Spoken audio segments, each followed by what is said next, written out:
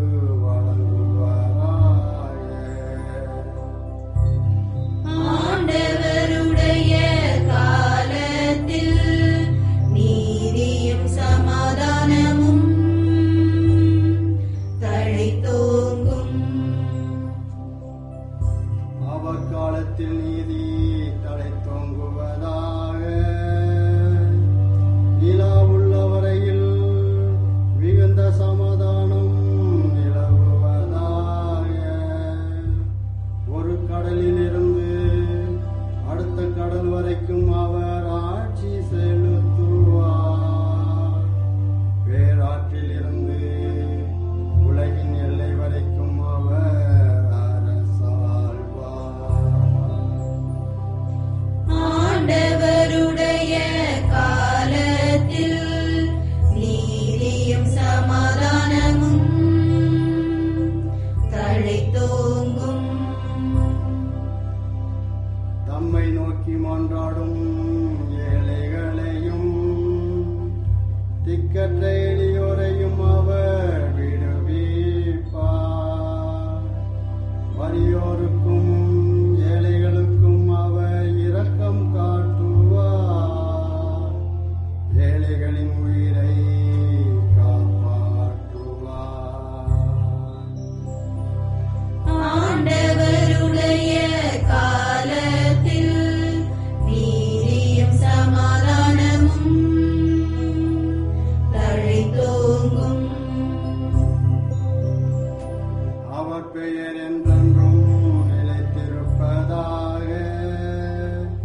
கதிரவன் உள்ள வரையில் அவர் பெயர் நிலைப்பதாக. அவர் மூலம் மனிதர் ஆசி பெற விளைவாராக. எல்லா நாட்டினரும் அவரை நற்பேறு பெற்றவர் என வாழ்த்துவாராக. ஆண்டவருடைய காலத்தில் நீதியும் சமாதானமும் தழைத்தோங்கும். ஆண்டவருடைய காலத்தில் நீதியும் சமாதானமும் தழைத்தோங்கும்.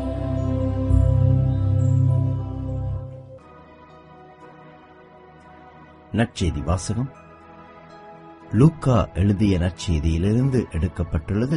அதிகாரம் 10, வசனங்கள் 21 தொடக்கம் 24 வரை. அக்காலத்தில் இயேசு தூய ஆவியால் பேருவகை அடைந்து, தந்தையே, விண்ணுக்கும் மண்ணுக்கும் ஆண்டவரே, உம்மை போற்றுகின்றேன். ஏனெனில் ஞானிகளுக்கும் அறிஞர்களுக்கும் இவற்றை மறைத்து குழந்தைகளுக்கு வெளிப்படுத்தினீர். ஆம் தந்தையே, இதுவே உமது திருவுளம் என்றார். என் தந்தை எல்லாவற்றையும் என்னிடத்தில் ஒப்படைத்திருக்கின்றார். தந்தையை தவிர வேறு எவரும் மகனை அறியார். தந்தை யார் என்று மகனுக்கு தெரியும். மகன் யாருக்கு வெளிப்படுத்த விரும்புகிறாரோ அவருக்கும் தெரியும். வேறு எவரும் தந்தையை அறியார் என்று இயேசு கூறினார். பின்பு அவர் தம் சீடர் பக்கம் திரும்பி அவர்களிடம், தனியாக நீங்கள் காண்பவற்றை காணும் வாய்ப்பு பெற்றோர் பேறு பெற்றோர். ஏனெனில் பல இறைவாக்கினர்களும் அரசர்களும் நீங்கள் காண்பவற்றை காண விரும்பினார்கள், ஆனால் அவர்கள் காணவில்லை. நீங்கள் கேட்பவற்றை கேட்க விரும்பினார்கள், ஆனால் அவர்கள் கேட்கவில்லை என நான் உங்களுக்கு சொல்கின்றேன் என்று கூறினார். இது கிறிஸ்து வழங்கும் நற்செய்தி. கிறிஸ்துவே, உமக்கு புகழ்.